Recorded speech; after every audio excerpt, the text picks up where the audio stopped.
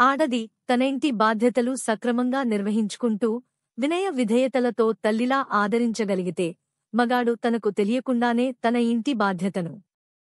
తన బాధ్యతను అప్పగించి ఇంటికి యజమానురాలుగా నిర్ణయించుకుంటాడు. నేను లేనిదే నీకు మనుగడలేదు అనే అహంకారంతో ఆడది ప్రవర్తిస్తే లౌక్యం తెలిసిన మగాడు అటువంటి ఆడదానికి ఇచ్చే స్థానం కాలి చెప్పులతో సమానం. ఎన్ని హంగులతో కొనుక్కున్న చెప్పులైనా గుమ్మం వరకేగాని నట్టింట్లోకి చెప్పులకు అనుమతి ఉండదు. నీవు అహంకారంతో విర్రవీగితే మగాడి పడకగది వరకే పరిమితమవుతావు తప్ప లౌక్యం తెలిసిన మగాడు మనసులోకి రానివ్వడు.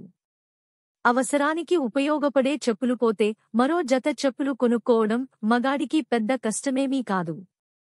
అరమరకలు లేకుండా మరణం వరకు తోడుండేది వివాహ బంధం ఒక్కటే. నీవు ఏ స్థానంలో ఉండదలుచుకున్నావో నీవే నిర్ణయించుకో.